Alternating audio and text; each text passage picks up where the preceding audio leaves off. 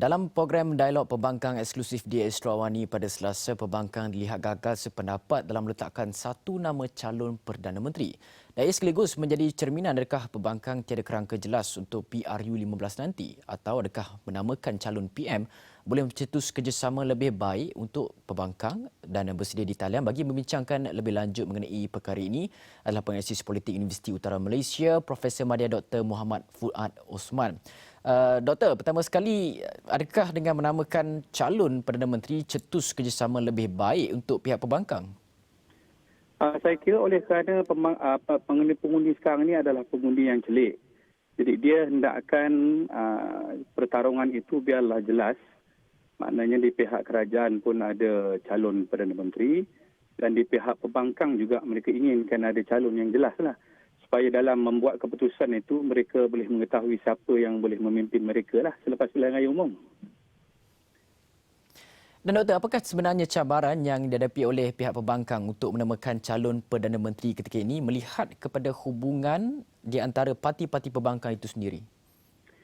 Saya kira cabaran utama pembangkang pada ketika ini ialah kerana dasar perjuangan setiap parti itu agak berbeza sedikit. Walaupun mungkin matlamatnya dahulu ketika mereka Pakatan Harapan adalah sama, iaitu menombangkan Barisan Nasional. Tetapi oleh kerana keadaan telah berubah kan, dan kita lihat komposisi pembangkang itu juga telah berubah. Jadi cabaran utama dia adalah pertamanya bagaimana mereka boleh menyeragamkan matlamat perjuangan supaya pengundi dapat melihat mereka adalah alternatif yang bagus untuk menggantikan kerajaan. Dan yang kedua, siapa pula yang akan berupaya untuk menjadi kuasa yang menyatukan blok pembangkang itu dalam pilihan raya itu, saya rasa akan menjadi cabaran-cabaran yang utamalah.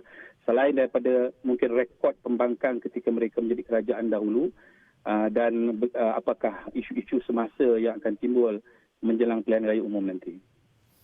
Dan pada pandangan Prof, siapa yang boleh mengemudi dengan kukuh barisan pembangkang ini? Adakah masih kekalkan Anwar Ibrahim ataupun kekalkan Tun Dr. Mahathir ataupun Datuk Seri Muhammad Syafiq Amran yang disebut-sebut ataupun ada calon-calon lain yang berpotensi untuk menjadi Perdana Menteri daripada pihak pembangkang?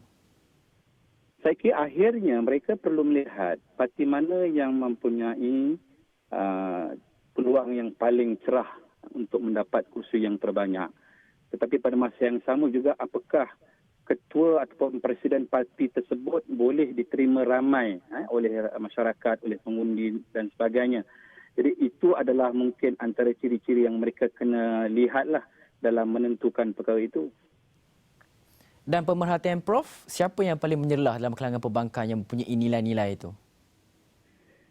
Saya kira mungkin nama-nama yang sama juga yang akan berada di dalam senarai utama kan, sebagaimana yang kita tahu mungkin Datuk Seri Anwar Ibrahim, mungkin Tun Dr. Mahathir kalau sekiranya dia masih lagi ada sokongan, tapi akhirnya dia akan melihat kepada siapa yang mempunyai sokongan yang terbanyak di kalangan blok pembangkang itu. Dan pada pandangan Prof, apakah nilai-nilai yang perlu ada untuk seseorang individu daripada kalangan pembangkang dipilih sebagai Perdana Menteri jika diberikan oleh mandat oleh rakyat? Saya kira yang paling utama, yang pertama, calon itu mestilah mempunyai ciri-ciri kepimpinan yang tuntas, yang ada pengalaman dalam pentadbiran di peringkat tertinggi negara, mungkin pernah menjadi sebahagian daripada kabinet, kan, mempunyai dasar-dasar dan wawasan yang jelas yang saya kira akan menjadi pandangan utama kepada para pengundi. Jadi dalam hal itu mungkin kebanyakan daripada presiden-presiden parti itu mungkin boleh menjadi calon kan.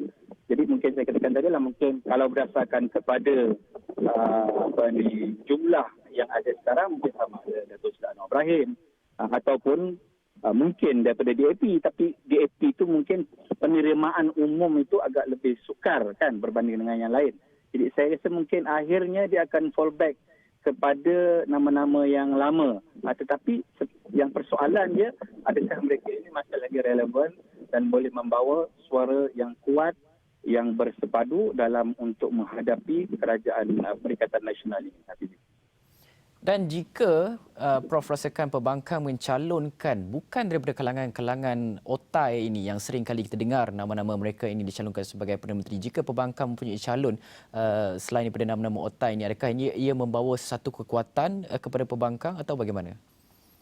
Saya rasa ia bergantung kepada nama-nama tersebut. Apakah mereka ini boleh ada credibility, karisma dan boleh mendapatkan sokongan yang lebih daripada yang dikatakan otak-otak mereka itu kan. Jadi dalam pilihan raya ini akhirnya it's about numbers kan. Banyak mana kerusi yang boleh dimenangi dan banyak mana ia boleh menyumbang kepada pengukuhan dan pembinaan sesuatu kerajaan. Jadi saya kira mungkin ada nama-nama yang baru, tapi sekiranya nama-nama baru itu tidak sekurang-kurangnya at par ataupun pada sama taraf pada otak-otak pemimpin yang lama, mungkin tak tahulah kan macam mana pengundi akan membuat keputusan itu. Kan mungkin ada calon-calon yang baru, mungkin dalam blok-blok pembangkang dan sebagainya. Tetapi sekiranya mereka itu tidak ada pada tahap status yang sama, level yang sama dengan yang sedia ada, mungkin dia tidak berapa efektif lah pada saya. Dan akhir sekali, adakah keperluan untuk menamakan calon Perdana Menteri ini lebih cepat perlu dilakukan oleh perbankan? Kerana kita fahamkan bahawa Perdana Menteri Tan Sri Muhyiddin Yassin telah pun menjelaskan PRU akan diadakan sebaik saja pandemik ini berakhir. Saya rasa perbankan tak perlu terburu-buru sebab kita pun tidak tahu secara tuntas bila pandemik ini akan berakhir, sejauh mana kerajaan boleh membentuk satu pasukan yang kuat dalam menghadapi pembangkang.